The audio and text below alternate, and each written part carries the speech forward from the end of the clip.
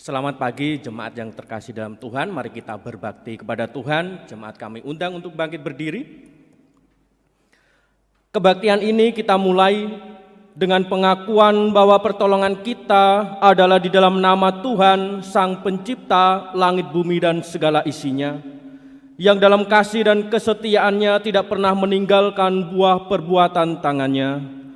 Turunlah atas kita anugerah dan sejahtera, di dalam nama Allah Bapa, Putra, dan Roh Kudus. Amin.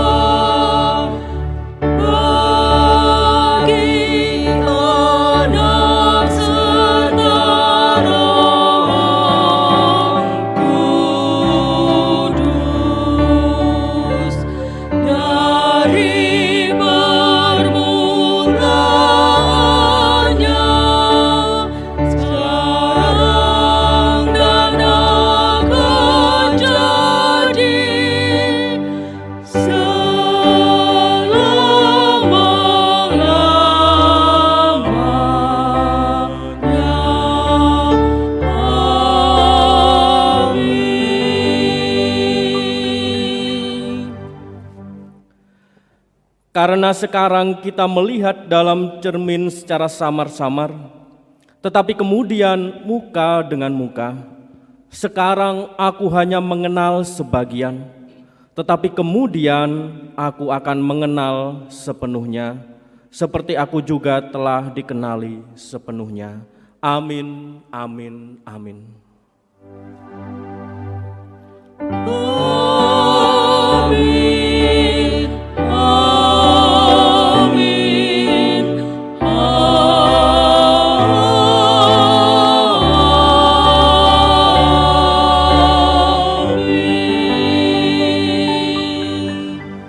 Dipersilakan duduk kembali. Selamat pagi Bapak Ibu Saudara yang dikasihi dalam Tuhan Yesus Kristus. Hanyalah karena anugerah-Nya kita masih diberi kesempatan untuk kita bisa hadir di ibadah Minggu pagi hari ini. Penuhilah hati kami dengan kecintaan kepadamu. Ku cinta Kau Tuhan, ku sembah Kau Tuhan, sebab kasih setiamu.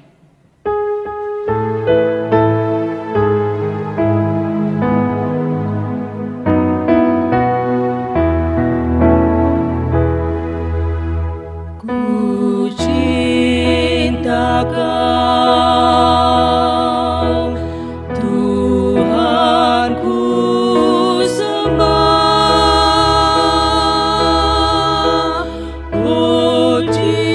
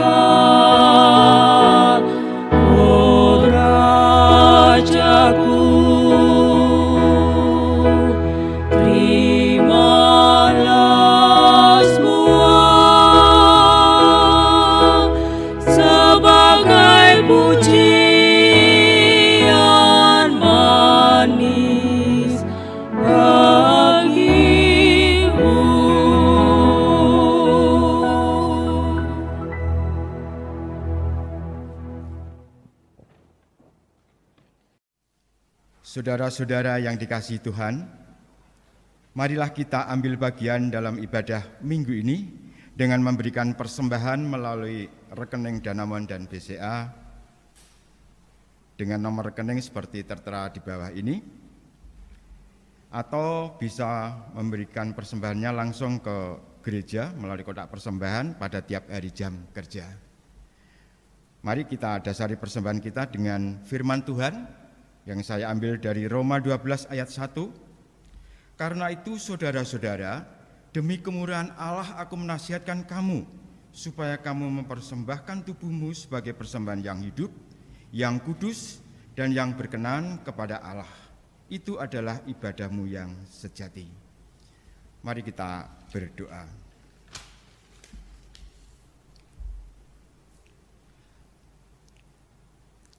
Sungguh kami mengucap syukur ya Tuhan, di tengah-tengah pandemi COVID-19 saat ini Tuhan, kami sebagai bangsa Indonesia masih bisa memperingati hari kemerdekaannya yang ke-75 tahun. Oleh sebab itu Tuhan, kami berdoa bagi para pemimpin bangsa ini ya Tuhan, dari pusat sampai ke daerah-daerah sampai ke RT. Tuhan memberkati supaya para pemimpin bangsa Indonesia yang telah Tuhan pilih boleh membawa cita-cita bangsa Indonesia ini menjadi negara yang adil, makmur, sejahtera, dan takut akan Tuhan. Tuhan Yesus Kristus yang kami puji, kami sembah, pada saat ini kami berdoa bagi kehidupan kerohanian, bagi jemaat Tuhan dimanapun mereka berada. Di tengah-tengah kondisi perekonomian yang belum begitu pulih karena dampak dari COVID-19 ini Tuhan, kami terus berdoa bagi usaha dan pekerjaan para anak-anak Tuhan, dan biarlah Tuhan memberikan jalan keluar supaya di dalam kondisi yang kurang menguntungkan ini Tuhan, mereka tetap kuat, teguh, dan setia kepada Tuhan, sehingga di dalam kondisi apapun mereka tetap di dalam kerohanian yang tinggi, memiliki iman yang tetap teguh, sehingga mereka tetap menjadi berkat bagi sesamanya. Bapa kami yang di surga, kami juga menyerahkan setiap program-program gereja, walaupun saat ini kami masih mengadakan kegiatan gereja secara online, tetapi biarlah tidak mengurangi rasa dan berkat Tuhan yang dicurahkan, walaupun melalui radio, melalui YouTube, dan berbagai metode-metode. Tetapi kami percaya, kami yakin Tuhan hadir dan memberkati jemaat-jemaat Tuhan. Bapa kami yang di surga, kami juga mengingat kepada saudara-saudara kami yang mengalami sakit penyakit, baik yang dirawat di rumah maupun yang harus opnam di rumah sakit. Biarlah kasih, penyertaan dan perlindungan Tuhan memberikan pengharapan, memberikan kekuatan iman, supaya mereka tetap berharap kepada Tuhan, sehingga semua obat-obatan yang diminum, perawatan yang dilakukan, semuanya di dalam kendali kuasa-Mu Tuhan, sehingga boleh merasakan mujizat yang dari Tuhan, mereka boleh mengalami kesembuhan yang dari Tuhan. Demikian juga kami mengucap syukur Tuhan, pada minggu-minggu yang lalu kami telah mengingat saudara-saudara kami yang telah berulang tahun dari tanggal 17 Agustus sampai tanggal yang ke-23 Agustus ini. Kami bersyukur untuk Bapak Rustadi, untuk Ibu Bapak Agus Setia Budi, Saudara Stefanus Susan, Ibu Dewi Suyanto, Lydia Agustin, Kristantini, Lia Agustiarini, Ros Hadi, Helin Sugiokanti, Diah Ayu Arimurti, Ika Angelina, Tulus Nugroho, Agustin Swantari, Komangsu Kastini, Seli Deviana, Tanti Handayani, Yeheskiel Kris, dan Ferry Anggriawan. Kami serahkan saudara-saudara kami ini ya Tuhan, dengan bertambahnya usia, bertambah dewasa di dalam Tuhan, dan bertambah-tambah kasih-Nya kepada Tuhan, kepada keluarga, dan kepada sesamanya. Terima kasih ya Tuhan, terpujilah nama-Mu, karena semua doa-doa sahabat kami ini kami naikkan, kami panjatkan hanya di dalam satu nama, Tuhan kami, Yesus Kristus. Amin. Cinta kepada Allah tercermin dalam kehidupan sehari-hari. Kau tetap Tuhanku Yesus yang mengisi hidupku.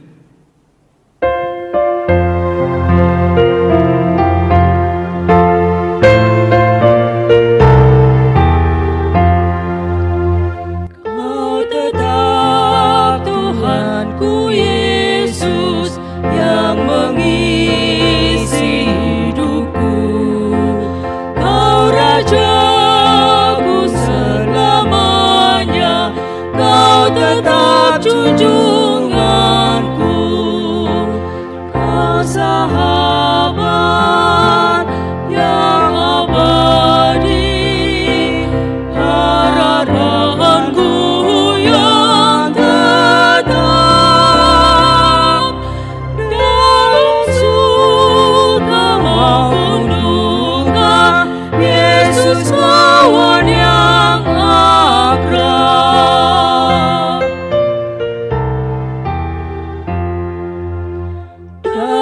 Dagaku akan damai, Kau puaskan sepenuh. Aku yang mendua hati, Kau beri iman yang teguh. Kau sahabat yang abadi, harapanku yang tetap. Dalam suka maupun duka, Yesus kawan yang akrab. Tiada insan ku harapkan mengasihiku terus. Satu saja ku andalkan, kasih Yesus penebus. Kau sahabat yang abadi, harapanku yang tetap. Dalam suka maupun duka, Yesus kawan yang akrab.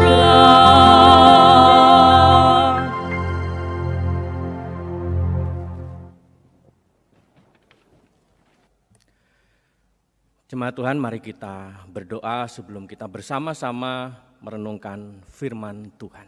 Mari kita berdoa. Sungguh kami bersyukur Bapa untuk kesempatan yang indah yang Tuhan terus berikan kepada setiap kami. Kami boleh menikmati hari-hari penyertaan pertolongan Tuhan. Dan biarlah setiap firman yang akan kami renungkan bersama-sama, Tuhan yang menyertai dan menuntun.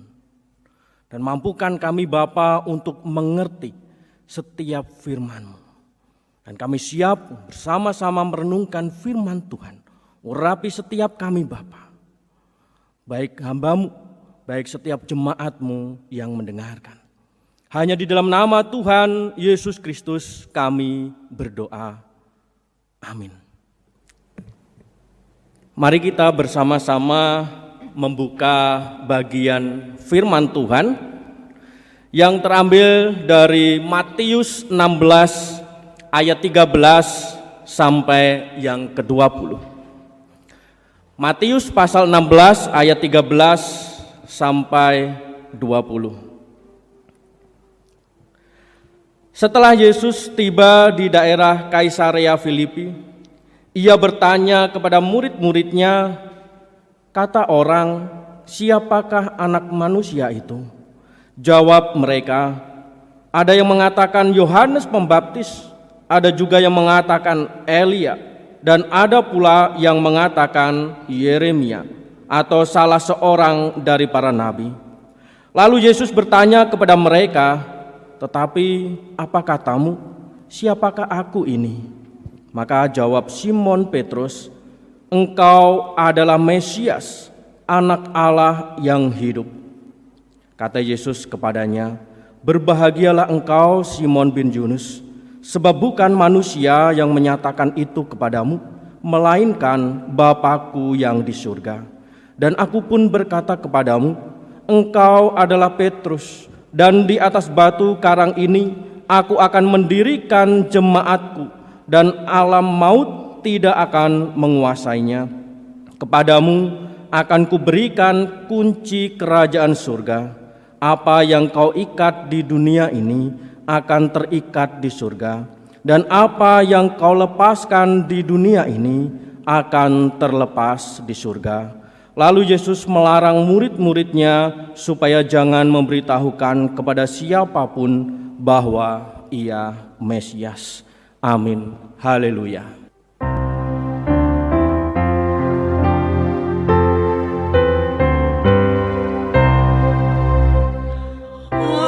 Haleluya, haleluya,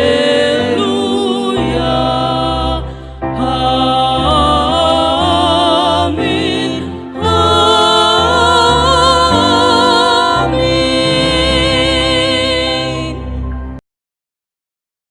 Shalom, selamat pagi Bapak Ibu Saudara yang terkasih di dalam Tuhan.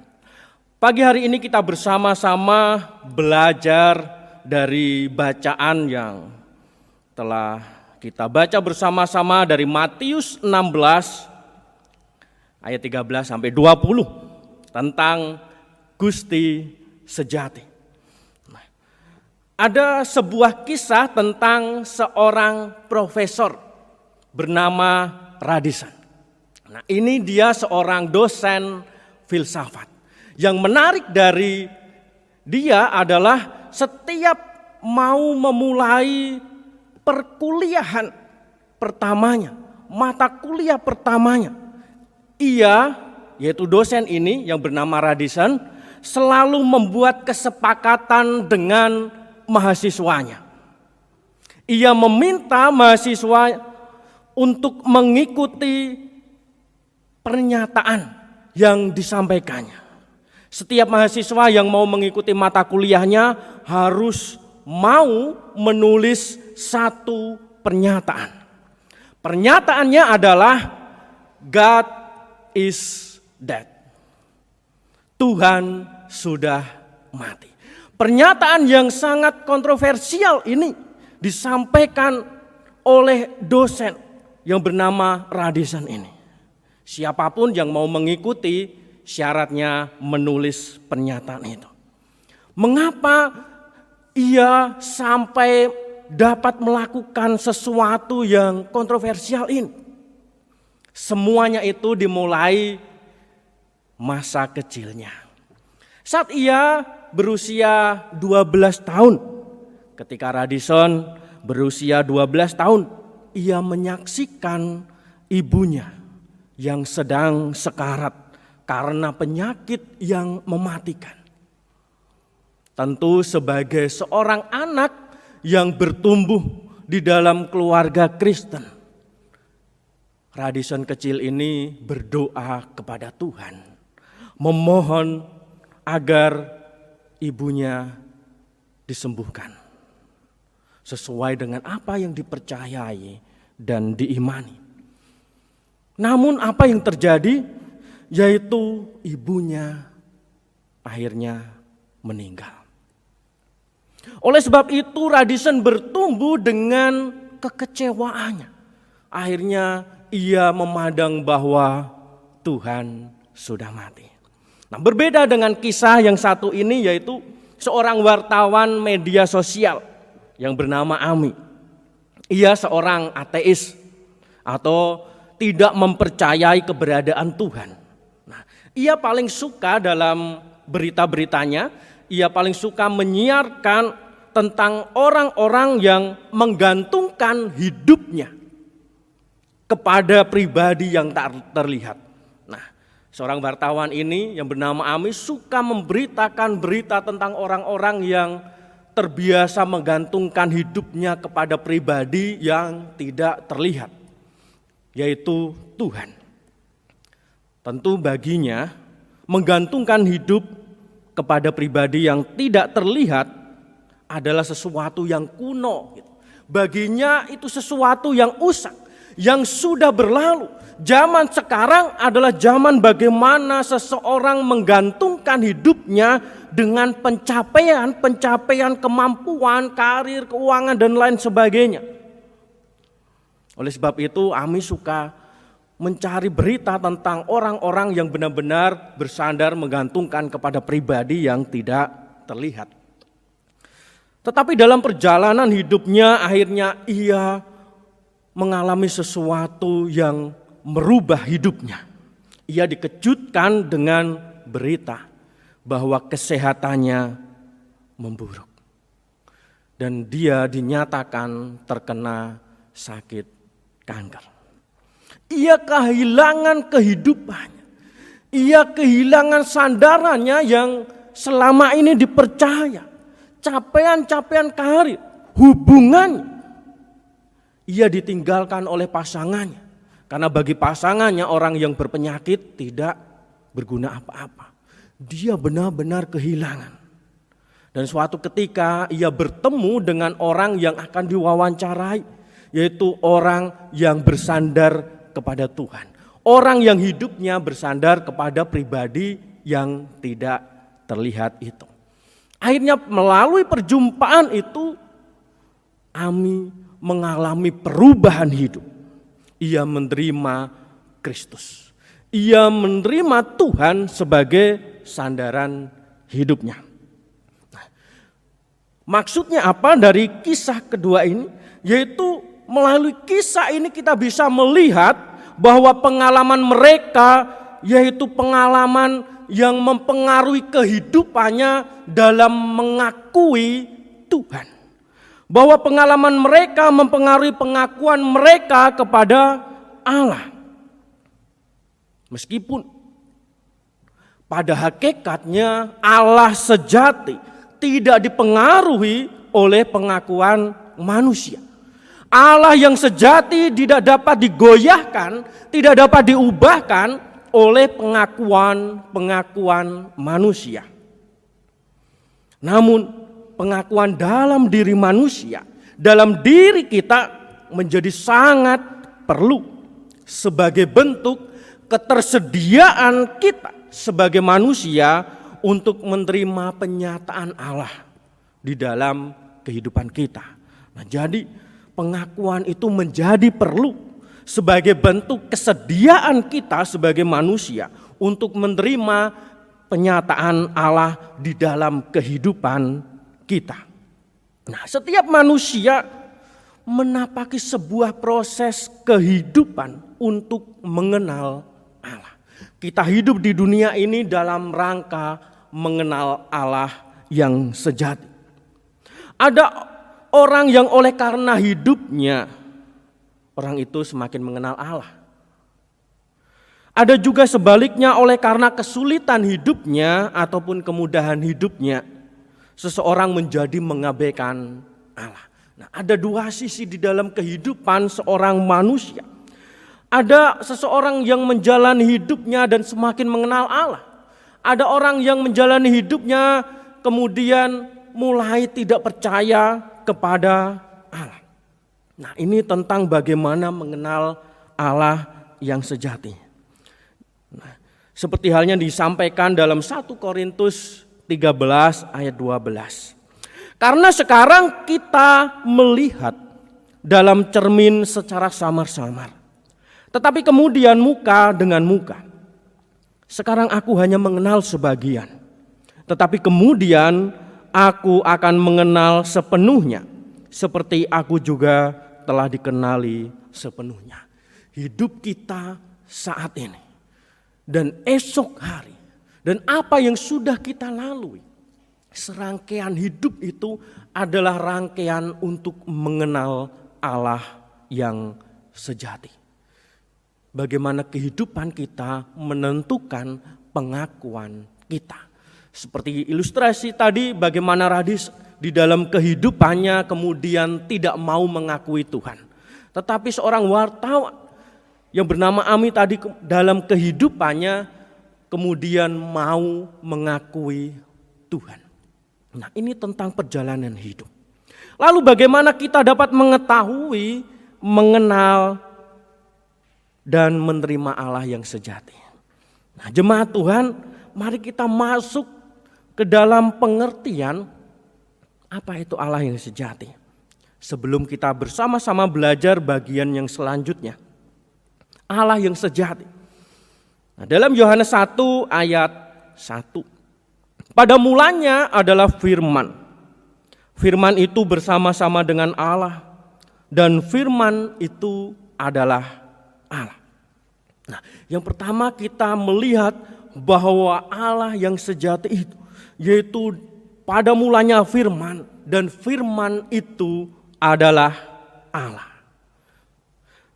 Dan dia yaitu Allah yang memperkenalkan dirinya. Melalui siapa? Melalui Yesus Kristus. Ia yang adalah sang firman turun ke dalam dunia dan memperkenalkan dirinya dalam pribadi Yesus Kristus. Dia yang tetap sama dari dulu sampai sekarang. Dalam Ibrani 13 ayat 8 dikatakan, Yesus Kristus tetap sama, baik kemarin maupun hari ini dan sampai selama-lamanya. Nah, dia yang mengasihi kita sehingga ia rela mati untuk menebus dosa-dosa kita. Ia yang sang firman itu yang memperkenalkan dirinya dalam pribadi Yesus Kristus. Ia yang tidak pernah berubah dari dulu sampai sekarang. Ia yang rela mati untuk menebus dosa-dosa kita. Dia juga yang memperhatikan kemelut hidup di dunia ini. Ia yang memperhatikan kehidupan kita. Sehingga ia menyertai kita melalui pribadi Roh Kudus. Dan ia adalah Allah yang memberi terang kepada kita. Memberikan jalan keluar. Dan menuntun kepada jalan yang benar. Ini adalah Allah yang sejati. Nah, kita dapat memahami bagaimana Allah yang sejati itu. Nah, lalu bagaimana kita dapat mengetahui, mengenal atau menerima Allah yang sejati. Nah, kita membuka bagian firman Tuhan dalam Matius 16 ayat 13. Yang kita baca bersama-sama tadi. Setelah Yesus tiba di daerah Kaisarea Filipi, ia bertanya kepada murid-muridnya, kata orang, siapakah anak manusia itu? Dalam Markus 8 ayat 27 juga dikatakan, kata orang-orang, siapakah aku ini? Atau dalam Lukas 9 ayat 18, siapakah aku ini menurut orang banyak? Tuhan Yesus bertanya kepada para murid tentang pengakuan orang banyak. Lalu apa jawab orang banyak itu? Yang tentu para murid dengar. Di ayat yang ke-14, jawab mereka. Ada yang mengatakan Yohanes Pembaptis, ada juga yang mengatakan Elia, dan ada pula yang mengatakan Yeremia dan salah seorang dari para nabi. Nah, Yohanes Pembaptis, Elia, Yeremia.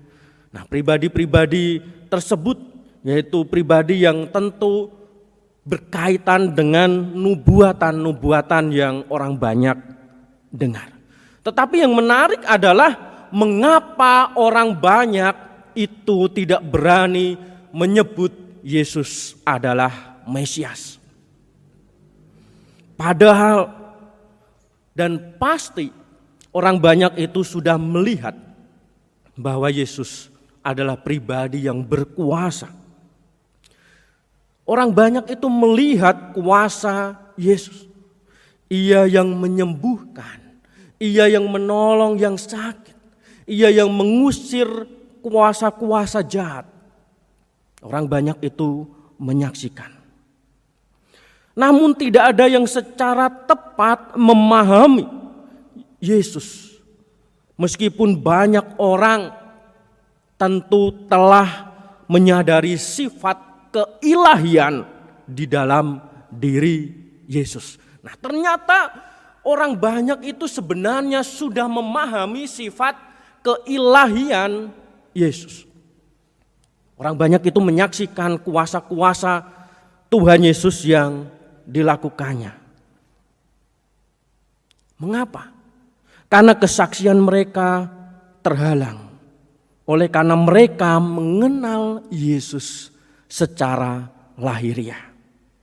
Mereka mengenal Yesus secara lahiriah. Mereka berbondong-bondong mengikuti Yesus. Oleh karena mereka menginginkan kesembuhan, menginginkan kecukupan ketika mereka memperoleh makanan. Ketika Tuhan Yesus memberikan makan kepada 5.000 orang dan kepada 4.000 orang. Mereka menyaksikan itu, mereka merasakan itu. Dan mereka berbondong-bondong mengikutinya. Kemudian mereka juga hendak memuaskan diri mereka oleh karena kesaksian-kesaksian yang mereka lihat. Sesuatu yang tidak pernah mereka lihat. Sesuatu yang berbeda, yaitu mujizat-mujizat yang dilakukan oleh Tuhan Yesus. Mereka terhalang oleh karena pengenalan secara lahiriah. Dan mereka juga terhalang tentang asal-usul Yesus. Di mana mereka mengenali bahwa Tuhan Yesus bertumbuh di tanah yang tidak berkaitan dengan kelahiran Sang Mesias. Nah, inilah yang sebenarnya menghalangi orang banyak itu untuk mengakui bahwa Yesus Mesias. Akhirnya mereka hanya berani menyebutkan bahwa Ia adalah seolah-olah seperti titisan nabi yang terdahulu. Nah, oleh sebab itu mereka tidak berani menyebut Mesias. Nah, situasi ini sebenarnya banyak kita jumpai pada kehidupan sekarang. Keberadaan Tuhan Yesus bagi orang lain seringkali dinilai hanya sebagai nabi.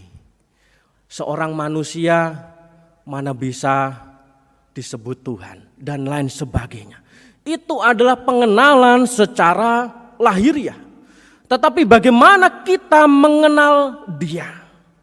Kita bisa mengenal Allah oleh karena pengenalan kita adalah pengenalan secara rohani.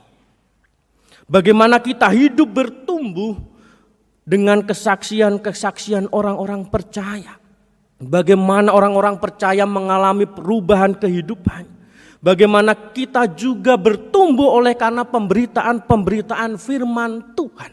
Yang menuntun kita untuk melihat dan mempercayai tentang Tuhan yang sejati.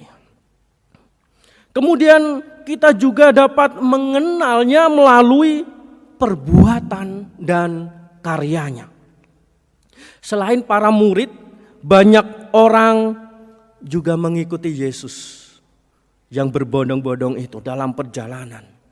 Banyak mujizat yang dilakukan oleh Yesus. Kalau kita membaca bagian yang sebelumnya, bagaimana Tuhan Yesus banyak melakukan mujizat, menyembuhkan orang sakit, mengusir roh-roh jahat, berjalan di atas air, menghentikan badai di tengah laut, dan juga memberikan makan 4.000 orang dan 5.000 orang.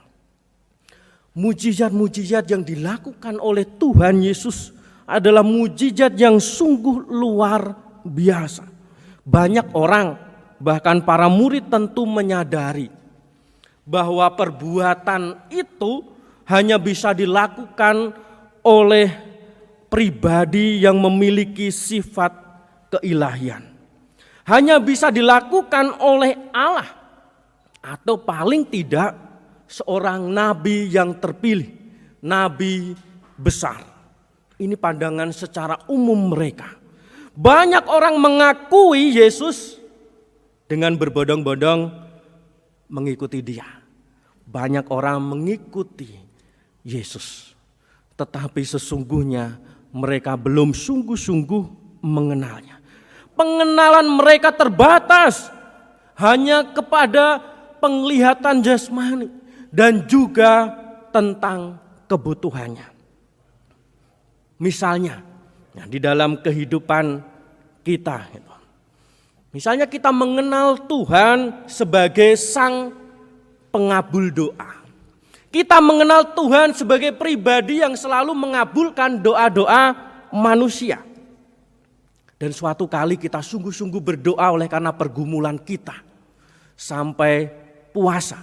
Kita memohon agar keinginan kita, kebutuhan kita yang kita doakan itu terkabul atau terpenuhi.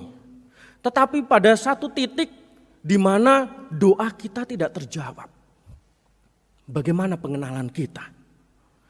Dan kita akan menjadi pribadi yang memberontak kepada Tuhan. Pengenalan kepada Tuhan mempengaruhi keputusan atau pengakuan kita kepadanya. Dan inilah penting bagaimana kita mengenal Tuhan yang sejati. Tidak setengah-setengah. Oleh sebab itu sangat penting hidup di dalamnya. Nah, mengenal dengan tidak tepat mempengaruhi cara mereka. Cara orang banyak mengikut dengan tidak tepat pula. Nah, tetapi yang menarik adalah para murid. Nah, di situ ada dua perbedaan, dua kubu, orang banyak dan para murid. Orang banyak mengakui Yesus sebagai pribadi yang datang seolah-olah seperti titisan nabi. Tetapi para murid mengaku bahwa Yesus adalah Mesias. Mengapa? Para murid menyaksikan secara langsung dan terlibat di dalamnya.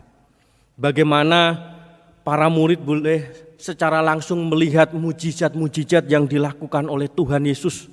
Atau Petrus juga menyaksikan dan terlibat langsung ketika ibu mertuanya disembuhkan. Atau para murid juga menyaksikan secara langsung dan menikmati mujizat itu secara langsung ketika di tengah laut, di atas kapal ada angin ribut dan Yesus meredakan angin ribut itu. Atau para murid ketika para murid diutus berdua-dua dan menyampaikan Injil, menyembuhkan orang sakit. Dan para murid menyaksikan secara langsung kuasa Kristus. Atau bagaimana Petrus juga menyaksikan secara langsung ketika ia berjalan di atas air, menyusul Tuhan Yesus yang berjalan di atas air.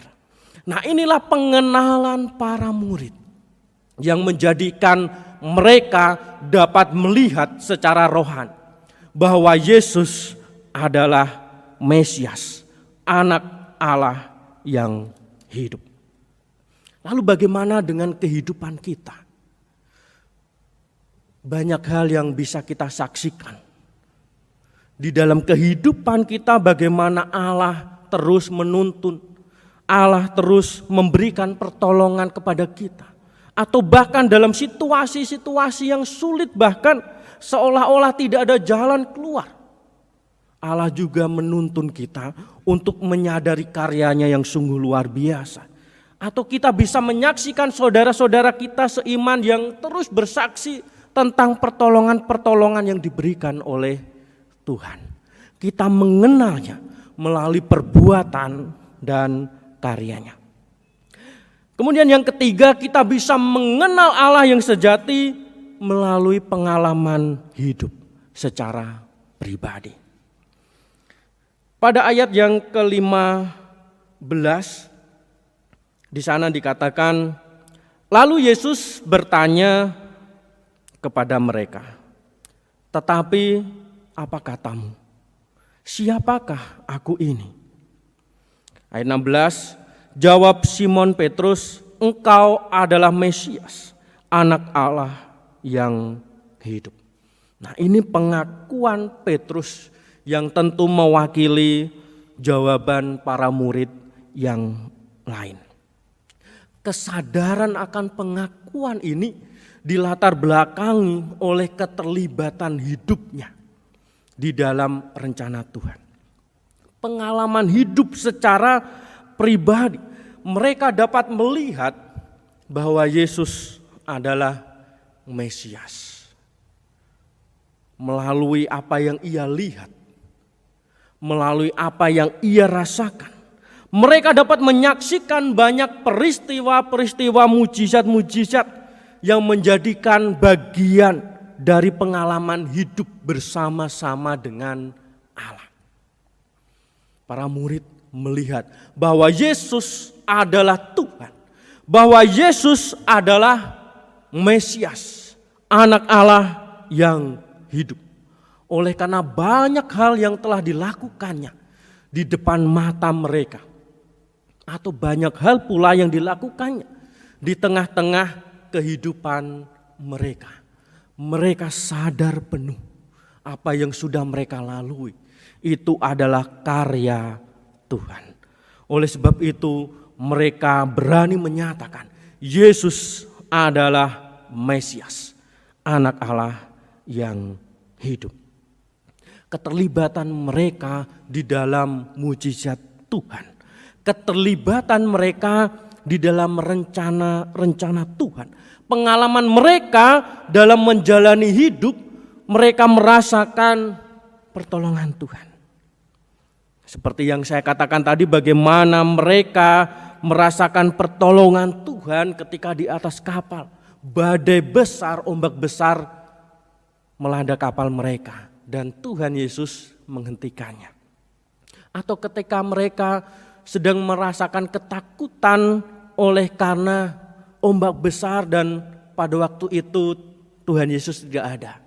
Dan mereka menyaksikan Tuhan Yesus menghentikannya dan melihat Tuhan Yesus berjalan di atas air. Mereka secara langsung terlibat. Tetapi tentu semuanya itu perlu kesadaran, kepekaan kita akan karya Tuhan di dalam kehidupan kita. Nah, jadi Gusti sejati, Allah sejati yang dimaksudkan adalah bukan soal penyataan istilah gitu tentang Gusti sejati, melainkan pengakuan yang berasal dari pengenalan, pengakuan yang berasal dari pengalaman hidup. Allah sejati tidak dipengaruhi oleh pengakuan manusia, tetapi pengakuan manusia menjadi perlu sebagai ketersediaan manusia untuk masuk di dalam rencana Tuhan. Ketersediaan manusia untuk menerima karya Tuhan di dalam kehidupan mereka. Jadi kita diajak bersama-sama untuk semakin mengenal Dia di dalam kehidupan kita. Di tengah-tengah kehidupan yang tidak menentu ini, banyak rupa-rupa jalan, pendapat, rupa-rupa nasib di tengah-tengah kehidupan kita. Rupa-rupa pengajaran yang seringkali membingungkan iman kita.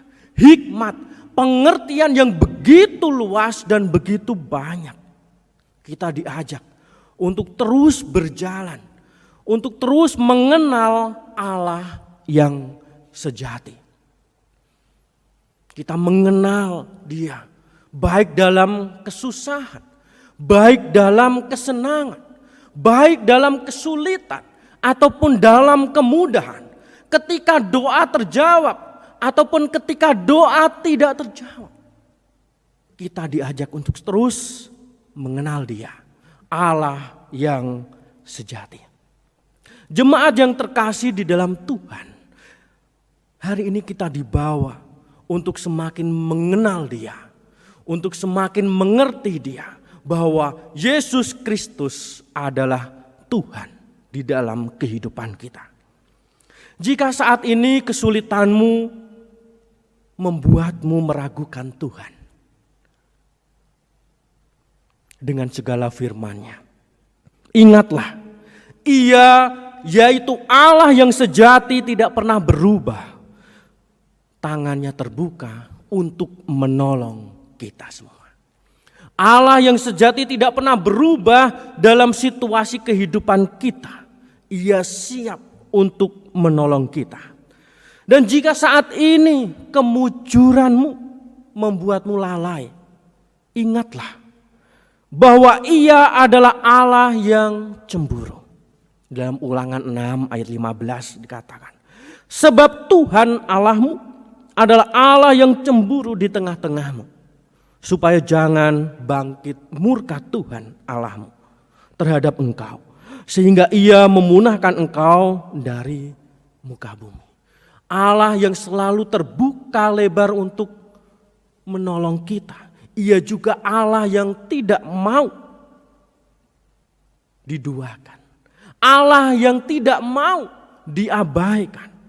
Allah mau manusia sungguh-sungguh mengenal Dia di dalam kehidupan kita bersama-sama.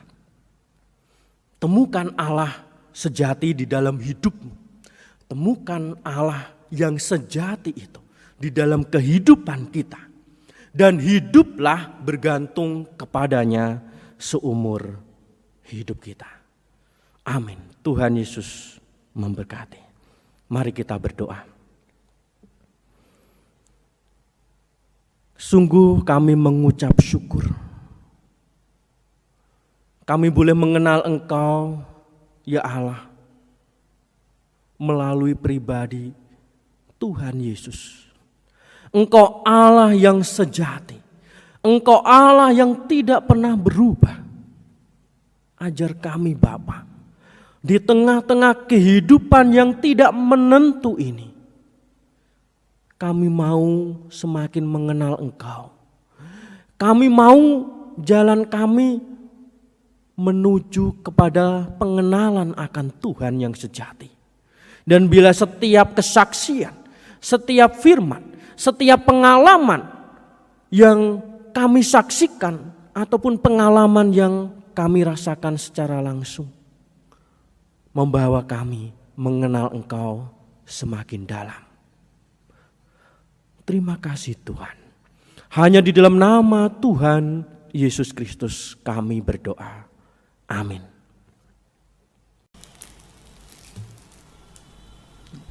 Selamat pagi Bapak Ibu, Saudara-saudari, anggota dan simpatisan GKMI Jepara. Mohon perhatiannya untuk warta jemaat hari ini, Minggu tanggal 23 Agustus 2020. Yang pertama, berita keluarga pernikahan. Diberitahukan kepada sidang jemaat GKMI Jepara bahwa di GKMI Jepara pada hari Sabtu tanggal 5 September 2020 pukul 10.00 WIB akan dilaksanakan peneguhan dan pemberkatan nikah atas diri Saudara Yosua Raka Astra, anggota Gereja Isa Al-Masih Kudus, putra dari Bapak Silas Mashudi dan Ibu Esther Titik Sutristiati Kudus, dengan Saudari Naomi Krisma Permatasari, anggota GKMI Jepara, putri dari Bapak Dwi Suyanto dan Ibu Yekti Marmaningsih almarhumah. Mohon dukungan doa dari sidang jemaat bagi pemberkatan pernikahan tersebut. Yang kedua, acara Padepokan Sinode GKMI. Program Padepokan Sinode GKMI akan dimulai tanggal 25 Agustus sampai dengan tanggal 11 September 2020 yang dilaksanakan secara online atau virtual. Peserta Padepokan tahun 2020 dari GKMI Jepara, Bapak Andi Budi Kristia STH, yang akan dipersiapkan menjadi tenaga orientasi di Persekutuan Pos PI Bandengan Jepara. Mohon dukungan doa dari Jemaat GKMI Jepara. Demikian warta jemaat minggu ini. Warta selengkapnya dapat dibaca di lembar warta cetak. Tuhan Yesus memberkati. We sing happy birthday to you, and may all your dreams come true. Happy, happy birthday.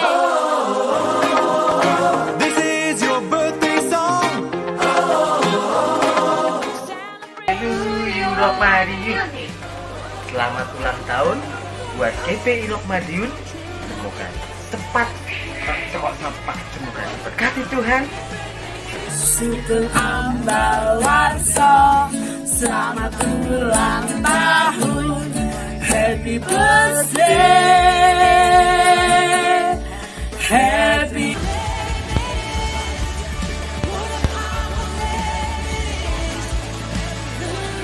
Selamat ulang tahun. Tuhan Yesus memberkati. Tekun Sadia.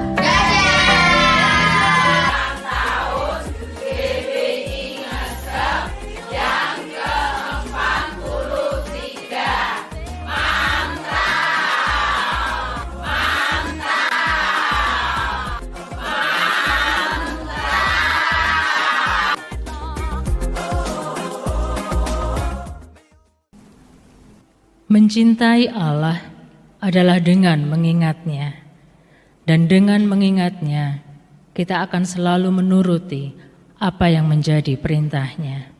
Aku pilih Yesus, bukan harta.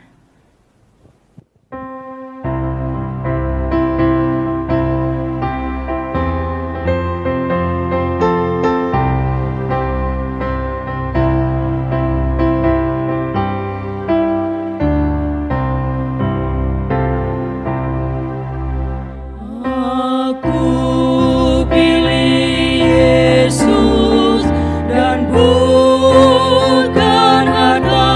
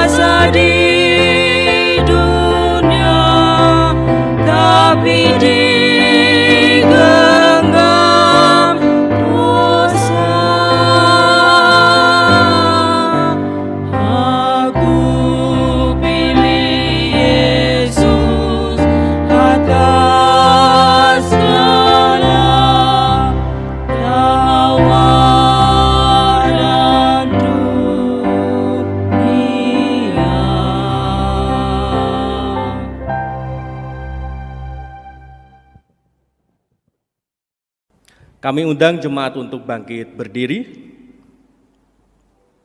Sebagai jemaat Kristen yang ingin meneladani Kristus, marilah kita mengikrarkan komitmen kemuridan. Kami bersaksi bahwa tidak seorang pun dapat sungguh-sungguh mengenal Kristus, kecuali ia yang mengikutinya setiap hari dalam kehidupan. Marilah bersama-sama dengan semua orang percaya di segala tempat dan sepanjang abad, kita mengaku iman kita demikian. Aku percaya kepada Allah, Bapa yang Maha Kuasa, Khalik langit dan bumi, dan kepada Yesus Kristus, anaknya yang tunggal Tuhan kita, yang dikandung daripada Roh Kudus, lahir dari anak darah Maria, yang menderita sengsara di bawah pemerintahan Pontius Pilatus, disalibkan, mati, dan dikuburkan, turun ke alam maut. Pada hari yang ketiga bangkit pula dari antara orang mati, naik ke surga, duduk di sebelah kanan Allah, Bapa yang Maha Kuasa, dan dari sana ia akan datang kembali untuk menghakimi orang yang hidup dan yang mati. Aku percaya kepada Roh Kudus, gereja yang kudus dan am, persekutuan orang kudus, pengampunan dosa, kebangkitan orang mati, dan hidup yang kekal. Amin.